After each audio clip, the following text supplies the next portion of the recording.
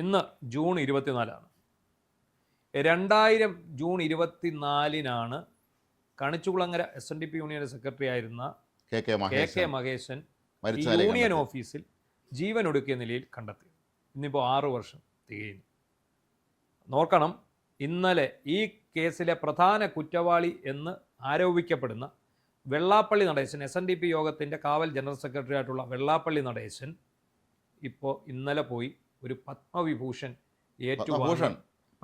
ഏറ്റുവാങ്ങി നെഞ്ചും വിരിച്ച് നിന്ന് ഈ കെ മഹേശനെയും അദ്ദേഹത്തിൻ്റെ കുടുംബത്തെയും അധിക്ഷേപിച്ചുകൊണ്ട് മുന്നോട്ട് പോകുന്നു. ഡൽഹിയിൽ നടന്ന ചടങ്ങിലുമൊക്കെ തന്നെ കെ മഹേശന് അങ്ങേയറ്റം മോശമായ ഭാഷയിലാണ് അദ്ദേഹം വിമർശിച്ചത്. മരിച്ച ആളാണെന്നുള്ള ഒരു പരിഗണന പോലും കൊടുക്കാതെ വളരെ മോശമായ ഭാഷയിൽ ആണ് പറഞ്ഞത്. മാത്രമല്ല അദ്ദേഹത്തിൻ്റെ സഹധർമ്മിണി കഴിഞ്ഞ ദിവസം ഒരു ചാനൽ ചർച്ചയിൽ കുറേ കാര്യങ്ങൾ പറയുന്നുണ്ട്. ഇതെല്ലാം തന്നെ ഞെട്ടിപ്പിക്കുന്നതാണ്. 3 പതിറ്റാണ്ടോളം കാലം ഈ കെ മഹേശൻ്റെ വെള്ളാപ്പള്ളി നേടായി കൂടെ ഉണ്ടായിരുന്നാണ് പറയുന്നത്. അതെ, അപ്പോൾ ഇയാളെ കൂടെ നിൽക്കുന്ന ആളുടെ മാനസികാവസ്ഥ ആലോചിച്ചു. ഏത് നിമിഷം അവർക്ക് ഇതേ അവസ്ഥ വരാം എന്ന് ഇപ്പം വെള്ളാപ്പള്ളിയുടെ ശിങ്കിടികളാക്കുന്ന പലർക്കും ചിന്തിക്കേണ്ടി വരും. സത്യമാണ്. ഇയാൾ മഹേശനെ മർദ്ദിച്ചു. അതിനുശേഷമാണ് മഹേശൻ പോയി ജീവൻ ഒടുക്കിയതായി പറയുന്നു. ജീവൻ ഒടുക്കിയതാണോ, അയാളെ കൊറ്റയ്ക്ക് തൂക്കിയതാണോ എന്നുള്ളതൊക്കെ അന്വേഷണത്തിൽ മാത്രമേ അത് കണ്ടെത്താൻ സാധിക്കുകയുള്ളൂ. കൊലപ്പെടുത്താനുള്ള സാധ്യതയും പറയുന്നുണ്ട്. കാരണം ഇവരൊക്കെ കൊല്ലിക്കും മടിക്കാത്ത ആൾക്കാരാണ് എന്ന് പൊതുവേ ഒരു ആരോപണം നിലനിൽക്കുന്നുണ്ട്. എന്താണെങ്കിലും ഇന്ന് ജൂൺ 24 ഈ മഹേശൻ്റെ 6ാം ചരമവാർഷിക ദിനത്തിൽ മഹേശൻ്റെ മകൻ ഇബുനു കൃഷ്ണൻ ഒരു ഹൃദയസ്പർശിയായ കുറിപ്പ് എഴുതിയിട്ടുണ്ട്. ഒരു 15 പേജ് വരും. ആ 15 പേജിൽ ഇത്രയും കാലം ഈ 6 വർഷവും അതിനു മുമ്പും വെള്ളാപ്പള്ളിക്കൊപ്പം മഹേശൻ കഴിച്ചുകൂട്ടിയ 31 വർഷവും അയാൾക്ക് നേരിടേണ്ടി വന്ന മാനസിക പീഡനങ്ങളും വെള്ളാപ്പള്ളിയുടെ വിനീതദാസനായി നിന്നതുകൊണ്ടുള്ള പ്രശ്നങ്ങളും എല്ലാം കൃത്യമായിട്ട് പറഞ്ഞിട്ടുള്ള കുറിപ്പാണ്. ഇതിനകത്ത് 2 പക്ഷമുണ്ട്. ചില ആൾക്കാർ പറയുന്നുണ്ട് വെള്ളാപ്പള്ളിയുടെ കൂടെ നിന്ന് മഹേശൻ ശരിക്കും ഉണ്ടാക്കിയിട്ടുണ്ട്, അയാൾ അതുകൊണ്ട് തന്നെ ഈ മരണം അർഹിച്ചതാണ്, മേൽഗതിയും പരാതിയില്ലാത്തവനായിരുന്നു എന്നൊക്കെയാണല്ലോ വെള്ളാപ്പള്ളി എന്ന് പ്രസംഗിച്ചത്. അപ്പോൾ ഈ ഇബിനു കൃഷ്ണൻ്റെ ആ കുറിപ്പ് അത് ഈ അവസരത്തിൽ നമ്മളതൊന്ന് ചർച്ച ചെയ്യേണ്ടതാണ്, അതൊന്ന് വായിക്കേണ്ടതാണ്. ആ കുറിപ്പ് കണ്ടിട്ട് സത്യത്തിൽ രാവിലെ അത് കണ്ടപ്പോൾ തന്നെ നമുക്കൊരു മാനസികമായിട്ടൊരു വല്ലാത്ത ഒരു കാഴ്ചയായി. മാത്രമല്ല, കഴിഞ്ഞ ദിവസം ചാനൽ ചർച്ചയിൽ ഈ ഇദ്ദേഹത്തിൻ്റെ ഭാര്യ പറഞ്ഞ കാര്യങ്ങളിൽ ഇദ്ദേഹം ഒരു പാവപ്പെട്ട വീട്ടിൽ ജനിച്ച ആൾ തന്നെയായിരുന്നു. ഇദ്ദേഹത്തിൻ്റെ അമ്മ അത്ര കഷ്ടപ്പെട്ടാണ് മക്കളെ വളർത്തിയത്.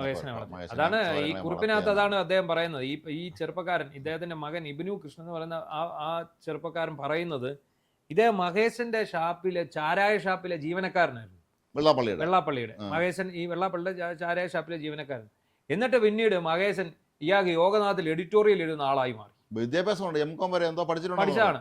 അപ്പോൾ ആ യോഗനാഥിൽ എഡിറ്റോറിയൽ എഴുതുന്ന ആളായി, ഇയാളുടെ കണക്കുകൾ കൈകാര്യം ചെയ്യുന്ന ആളായി. അവസാനം എല്ലാ കുറ്റകൃത്യങ്ങളും ഇയാൾ ചെയ്തതിന് ശേഷം അത് മുഴുവൻ ഈ മഹേശന്റെ തലയിലേക്ക്. എപ്പോഴും ഇത്തരക്കാരുടെ രീതിയാണ്. അവർ ഇത്തരം വലിയ തോതിലുള്ള ഉടായ്പകൾ നടത്തുമ്പോൾ കൂടെയുള്ള വിശ്വസ്തനായ ഒരുത്തൻ തലയ്ക്ക് തങ്ങ് വയ്ക്കും. അവർ പോലും അറിയില്ല. അദ്ദേഹത്തിന്റെ കുറിപ്പ് ഇങ്ങനെയാണ്.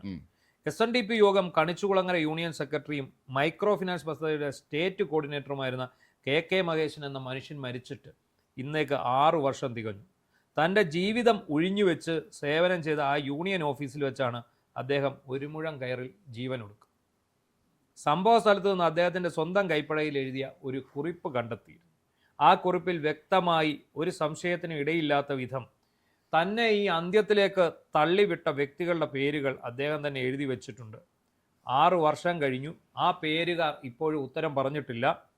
എന്നാൽ ഇതിലെ വിരോധാഭാസം ഇതാണ്. ആ കുറിപ്പിൽ പേര് പറഞ്ഞ പ്രധാന വ്യക്തിയെ ഇന്നലെ രാജ്യം പത്മഭൂഷൺ നൽകി ആദരിച്ചു. ശ്രീമാൻ വെള്ളാപ്പള്ളി നടേശൻ. ഇദ്ദേഹത്തെക്കുറിച്ച് പറയേണ്ടതില്ലല്ലോ. SNDP യോഗം ജനറൽ സെക്രട്ടറിയും ശ്രീനാരായണ ട്രസ്റ്റ് സെക്രട്ടറിയും ഭാരത് ധർമ്മ ജനസേന അതായത് BDJS സ്ഥാപകനുമാണ്. 31 വർഷം വെള്ളാപ്പള്ളിയുടെ കൂടെ ചേർന്ന് നിന്ന് പ്രവർത്തിച്ച വ്യക്തിയാണ് മരണപ്പെട്ട കെ മഹേശൻ. എന്തുകൊണ്ടായിരിക്കും മഹേശൻ ആത്മഹത്യ ചെയ്തത്? ആ ചോദ്യത്തിന് ഉത്തരം അദ്ദേഹം തന്നെ എഴുതി വെച്ചിട്ടുണ്ട് സ്വന്തം കൈപ്പടയിൽ മരിക്കുന്നതിന് മുമ്പ്. അതിനകത്ത് പറയുന്നു, വെള്ളാപ്പള്ളിയാലും മാനേജർ KL അശോകനാലും പീഡിപ്പിക്കപ്പെട്ട എല്ലാ യൂണിയൻ ഭാരവാഹികൾക്കും വേണ്ടി ഞാൻ എൻ്റെ ജീവൻ സമർപ്പിക്കുന്നു. അതായത് വെള്ളാപ്പള്ളി അദ്ദേഹത്തിൻ്റെ കിങ്കരനാണ് ഈ അശോകൻ. ഈ അശോകനാണ് ഈ SN ട്രസ്റ്റിൻ്റെ മാനേജർ. ഇയാളാണ് ഈ പണം വാങ്ങിക്കൊണ്ടിരുന്നത്. ഈ ഉദ്യോഗത്തിന് വേണ്ടി കൊണ്ടുവന്ന് കോടിക്കണക്കിന് ലക്ഷക്കണക്കിന് രൂപ കൊണ്ട് എറിഞ്ഞു കൊടുക്കുമല്ലോ, ആ കൊടുക്കുന്നതല്ല ഇയാളാണ് വാങ്ങിക്കൊണ്ടിരുന്നത്, ഈ അശോകൻ. ഇത് മാത്രമല്ല, മരിക്കുന്നതിന് മുമ്പ് മഹേശൻ പുറത്തുവിട്ട 32 പേരുടെ കത്തുണ്ട്. 32 പേജുകൾ. ഒരു മനുഷ്യൻ തൻ്റെ 31 വർഷത്തെ ജീവിതം, വേദന, വിശ്വാസവഞ്ചന എല്ലാം തുറന്നെഴുതിയ 32 പേജുകൾ. അതായത് ഓരോ വർഷവും അദ്ദേഹത്തിന് അനുഭവിക്കേണ്ടി വന്ന അത് വെച്ച് കണക്കാക്കി അങ്ങനെ 31 വർഷം വെള്ളാപ്പള്ളി നടേശൻ്റെ കൂടെ നിഴല് പോലെ നടന്നയാളാണ് KK മഹേശൻ. തനിക്ക് അനുഭവിക്കേണ്ടി വന്ന മാനസികവും ശാരീരികവുമായ പീഡനങ്ങൾ ഒരു വിശ്വസ്തനായി കൂടെ നിന്ന് തന്നെ സാമ്പത്തിക ക്രമക്കേടുകൾ ചോദ്യം ചെയ്തതിൻ്റെ പേരിൽ നിരവധി കള്ളക്കേസിൽ കുടുക്കിയ കഥ, ഒരു മനുഷ്യനെ ഉള്ളിൽ നിന്ന് തകർക്കുന്ന ആ പ്രക്രിയ അദ്ദേഹം വാക്കുകളിൽ രേഖപ്പെടുത്തിയിട്ടുണ്ട്. ഇത് ആരോപണമല്ല, ഇത് മഹേശൻ തന്നെ എഴുതി വെച്ച സത്യമാണ്. അല്ല, ഒരാൾ ആത്മഹത്യ ചെയ്യുമ്പോൾ ആത്മഹത്യക്കുറിപ്പിലെ പരാമർശങ്ങൾക്ക് അനുസൃതമായി നിയമ നടപടി സ്വീകരിക്കേണ്ട നമ്മുടെ നാട്ടിലെ പോലീസിന്റെ ജോലിയാണത്. അതെ, അതിനെക്കുറിച്ച് ആ ചെറുപ്പക്കാരൻ എന്താ പറയുന്നു, ഈ കത്തുകൾ മാത്രം മതി BNS സെക്ഷൻ 108 പ്രകാരം FIR ഫയൽ ചെയ്ത് കേസെടുക്കാൻ. ഇതിൽ അന്വേഷിക്കാൻ വേറെ തെളിവ് തേടേണ്ടതില്ല. പക്ഷെ ഇവിടെ സംഭവിച്ചതോ, ഒരു മനുഷ്യന്റെ മരണത്തിന് ഉത്തരവാദിയെന്ന് അദ്ദേഹം തന്നെ ചൂണ്ടിക്കാണിച്ച വ്യക്തിക്ക് ഇന്ത്യൻ പ്രസിഡന്റ് നൽകുന്ന, പ്രധാനമന്ത്രി ശുപാർശ ചെയ്യുന്ന പത്മഭൂഷൺ ഇന്നലെ സമ്മാനിച്ചു. രാജ്യം ആദരിക്കുന്നു, നിയമം ഉറങ്ങുന്നു, മഹേശന്റെ കുടുംബം 6 വർഷമായി കാത്തിരിക്കും. അതാണ് അത് എഴുതിയിരിക്കുന്നത്. അപ്പോൾ അതിനെക്കുറിച്ച് ഇങ്ങനെ കുറേ കാര്യങ്ങൾ ഇതിനകത്ത് അദ്ദേഹം പറഞ്ഞു പോകുന്നുണ്ട്. എൻ്റെ അച്ഛൻ്റെ മരണം എനിക്കും കുടുംബത്തിനും തീരാ നൊമ്പരമാണ്. അപ്പം അത് പിന്നെ അദ്ദേഹം പോയത് കൈയൊഴിഞ്ഞിട്ടല്ല, ഈ നാടിന് വേണ്ടി ഒരുപാട് സത്യങ്ങൾ, തെളിവുകൾ വെളിച്ചത്ത് വെച്ചിട്ടാണ്. അമ്മയ്ക്ക് എഴുതിയ കത്തിൽ അച്ഛൻ ഇങ്ങനെ പറയുന്നുണ്ട്, ഇപ്പോൾ ഇതുകൊണ്ടെല്ലാം തീരും, അല്ലെങ്കിൽ ഓരോ കേസും എൻ്റെ തലയിൽ തന്ന് എന്നെ നിരന്തരമായി പീഡിപ്പിക്കുകയും അപമാനിച്ചുകൊണ്ടിരിക്കുകയും ചെയ്യും. അപ്പോഴെല്ലാം നീയും മക്കളും വേദനിച്ച് നീറുന്ന ജീവിതവുമായി പോകേണ്ടി വരും. ഇതാകുമ്പോൾ ഇവിടം കൊണ്ടെല്ലാം അവസാനിക്കും. അതായത് ഉഷ എന്ന് പറയുന്ന മഹേശൻ്റെ ഭാര്യയ്ക്ക് അദ്ദേഹം എഴുതിയിരിക്കുന്ന കത്തിലാണ് പറഞ്ഞത്. അപ്പോൾ അതിനകത്ത് ചോദിക്കുന്നുണ്ട്, ഈ പയ്യൻ തന്നെ ചോദിക്കുന്നു, എന്താണ് ഈ കള്ളക്കേസ്? ഈ മഹേശനെ കുടുക്കിയ കള്ളക്കേസ് എന്നാണ്. 31 വർഷം വെള്ളാപ്പള്ളിയുടെ ചാരായ ഗോഡൌണിൽ ജോലിക്കാരനായി തുടങ്ങിയ മഹേശ് പിന്നീട് വെള്ളാപ്പള്ളിക്ക് വേണ്ടി ലേഖനങ്ങളും പ്രസംഗങ്ങളും എഡിറ്റോറിയലുകളും എഴുതിയത് ഈ മഹേശനാണ്. ഒന്ന് ആലോചിച്ച് നോക്കി, അയാൾ ആരെ, വെള്ളാപ്പള്ളി ആര്? ഒന്ന് ആലോചിക്കുക. ഈ മഹേശൻ വിദ്യാഭ്യാസം ഉള്ളവനായിരുന്നു. ഇന്ന് വെള്ളാപ്പള്ളി എത്തി നിൽക്കുന്ന രാഷ്ട്രീയ സാമൂഹിക സ്വാധീനത്തിൻ്റെ വളർച്ചയിൽ ഒപ്പമുണ്ടായിരുന്നവരാണ്. ആ മഹേശന് ഒടുവിൽ ലഭിച്ച പ്രതിഫലമാണ് ഈ കള്ളക്കേസ്. ഇനി എന്തൊക്കെയായിരുന്നു ആ കേസുകൾ? വെള്ളാപ്പള്ളിയുടെ വിവിധ കള്ളുഷാപ്പുകളുടെ ബിനാമിയാണെന്ന് ആരോപിച്ച് ചുമത്തപ്പെട്ട 18ഓളം കേസുകൾ. അതിനു പുറമെ ഏറ്റവും പ്രധാനപ്പെട്ടതും ഇന്നും വിവാദമായി തുടരുന്നതുമായ മൈക്രോ ഫിനാൻസ് പദ്ധതിയുമായി ബന്ധപ്പെട്ട കേസ് വിവാദങ്ങൾ. എന്താണ് മൈക്രോ ഫിനാൻസ് പദ്ധതി? അടുത്ത സബ് ഹെഡിങ് ഇട്ടാണ് അദ്ദേഹം എഴുതിയിരിക്കുന്നത്. 2003 മുതൽ 2014 വരെ പിന്നാക്ക വിഭാഗങ്ങളിലെ അംഗങ്ങൾക്ക് സ്വയം തൊഴിലും ചെറുകിട സംരംഭങ്ങളും ആരംഭിക്കുന്നതിന് സാമ്പത്തിക സഹായം ലഭ്യമാക്കാൻ SNDP യോഗത്തിന്റെ നേതൃത്വത്തിൽ മൈക്രോ ഫിനാൻസ് പദ്ധതി നടപ്പിലാക്കി. അതായത് ഇതിനകത്ത് ചില ഗുണഭോക്താക്കൾക്ക് പൂർണ്ണമായി തുക ലഭിച്ചില്ല, ചിലരുടെ പേരിൽ അവർ അറിവില്ലാതെ വായ്പ എടുത്തു, അങ്ങനെ ഒരുപാട് ആരോപണങ്ങളുണ്ട്. ഇതെങ്ങനെ KK മഹേശൻ്റെ ആത്മഹത്യയിലേക്ക് എത്തി എന്നാണ് പിന്നീട് പറയുന്നത്. എങ്ങനെ അതെന്തുകൊണ്ട് KK മഹേശൻ്റെ ആത്മഹത്യയിലേക്ക്? ഈ മൈക്രോ ഫിനാൻസ് പദ്ധതിയുടെ സ്റ്റേറ്റ് കോർഡിനേറ്റർ ആയിരുന്നു KK മഹേശൻ.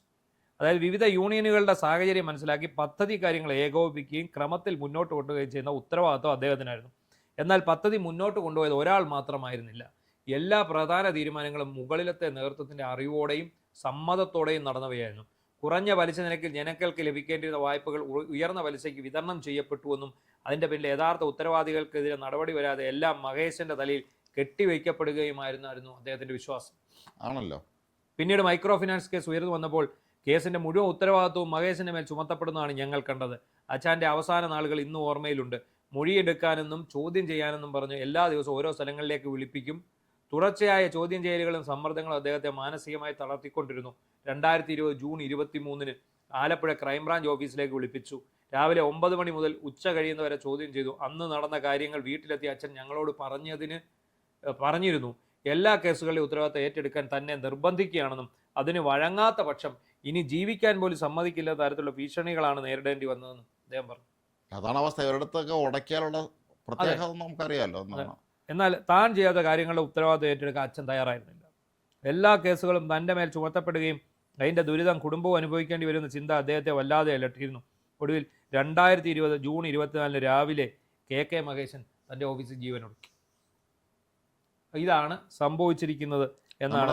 ഒരാൾ ആത്മഹത്യ ചെയ്യുമ്പോൾ അയാൾ അതിന് കാരണക്കാരാരാണെന്ന് ചൂണ്ടിക്കാണിക്കൊണ്ട് കത്തെഴുതി വെച്ചിരുന്നത്. അയാൾ അവസാനത്തെ ഒരു സന്ദേശമാണത്. അത് നിയമപരമായി കൃത്യമായി ആ പേര് പരാമർശിക്കുന്നവരുടെ പേര് കേസെടുക്കേണ്ട. ആദ്യം ഇദ്ദേഹത്തിനെ വാഴ്ത്തി വരും. മരിച്ചു കഴിഞ്ഞപ്പോൾ എൻ്റെ വിശ്വസ്തനായിരുന്നു, മഹേശൻ്റെ ആവശ്യമില്ലായിരുന്നു എന്നാൽ അവൻ ഈ കട്ടെടുത്തതിൻ്റെ തൊട്ട് അവൻ ആത്മഹത്യ ചെയ്തു. പിന്നെ ഇവരെ അധിക്ഷേപിക്കാൻ തുടങ്ങി. ഈ കെ മഹേശൻ മരിച്ച് 3 മാസം തികയുന്നതിന് മുമ്പ് മൈക്ക് കെട്ടി വെച്ച് വിളിച്ച് പറഞ്ഞത് ഇതാണ്: കെ മഹേശൻ കള്ളനാണ്, അവൻ കാരണം നിരവധി സ്ത്രീകൾ വഴിയാധാരമായി.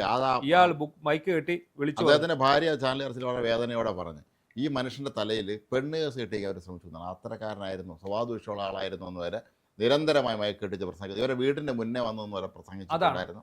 അത്രയും അപമാനിച്ചു. മാത്രമല്ല മരിച്ചതിന് പിന്നാലെ തുഷാർ വെള്ളാപ്പള്ളി അവരുടെ വീട്ടിലേക്ക് വരട്ടെ എന്ന് ചോദിച്ചു. അപ്പോൾ അവർ വരണ്ടെന്ന് പറഞ്ഞു. കാരണം അവർക്കറിയില്ല എന്താണ് സംഭവിച്ചത്. അപ്പോൾ അവർക്ക് വീണ്ടും ഇരട്ടി ദേഷ്യമായി. പിന്നെയാണ് അവർ ഇത്രയും ശക്തമായ തോതിൽ ഈ മഹേശനെ ആക്രമിക്കാൻ തുടങ്ങിയത് എന്നാണ്. ഈ 6 വർഷമായിട്ട് ഞങ്ങൾ കോടതികൾ കയറി 3 തവണ കഴിഞ്ഞ മുഖ്യമന്ത്രിയും കറതകള രാഷ്ട്രീയക്കാരെന്ന് പലരും വിശേഷിപ്പിക്കുന്ന പിണറായി വിജയന് പരാതികൾ സംഭവിച്ചു. എന്നാൽ ഇന്നേ വരെ വെള്ളാപ്പള്ളി ഒരു കോടതിയിലും ഹാജരായിട്ടില്ല. ഒരു സാധാരണ മനുഷ്യരായിരുന്നു ഇതിന്റെ പ്രസ്ഥാനത്ത് ഉണ്ടായിരുന്നെങ്കിൽ മനസ്സിലാക്കേണ്ടത് വി എം സുധീരനെ പോലെയുള്ള ഒരു കരുത്തനായ നേതാവ് മാത്രമാണ് ഇന്ന് മഹേശന്റെ കുടുംബത്തിന് വേണ്ടി വാദിക്കാനുള്ളത്. വേറെ ആരുമില്ല. എനിക്ക് ഏറ്റവും വിഷമം തോന്നിയ കാര്യം രമേശ് ചെന്നിത്തലയുടെ ഒരു പ്രതികരണം. അദ്ദേഹം പറയുന്നത് എനിക്ക് കോപ്പിയെ കിട്ടിയുള്ളൂ മുഖ്യമന്ത്രിക്ക് അയച്ചു. രമേശ് ചെന്നിത്തല ഇത് അട്ടിമറിക്കുന്നുള്ള കാര്യത്തിൽ 100% ഉറപ്പാണ്. നേരത്തെ പറഞ്ഞ ആത്മഹത്യാക്കുറിപ്പ് പോലെ തന്നെ ഈ കേസിലെ ഏറ്റവും പ്രധാനപ്പെട്ട തെളിവുകളിൽ ഒന്നാണ് കെ മഹേശൻ അവസാനമായി ഉപയോഗിച്ചിരുന്ന മൊബൈൽ ഫോൺ. എന്നാൽ ഇതുവരെ ഈ ഫോൺ പോലീസ് കണ്ടെടുത്ത് കോടതിയിൽ ഹാജരാക്കിയിട്ടില്ല. നശിപ്പിച്ചു കളഞ്ഞു. അതാണ് ഏറ്റവും കറക്റ്റ് കാരണം അതാണ് പ്രശ്നം. എന്നാൽ ഇപ്പൊ പുതിയ സർക്കാരിനോട് ഞങ്ങൾക്കൊരു പ്രതീക്ഷയുണ്ട്. പുതിയ സർക്കാർ ഞങ്ങൾ പ്രതീക്ഷ കൈവിട്ടിട്ടില്ല. ബഹുമാനപ്പെട്ട മുഖ്യമന്ത്രി വി ഡി സതീശൻ ഞങ്ങൾ വിശ്വാസം അർപ്പിക്കുന്നു.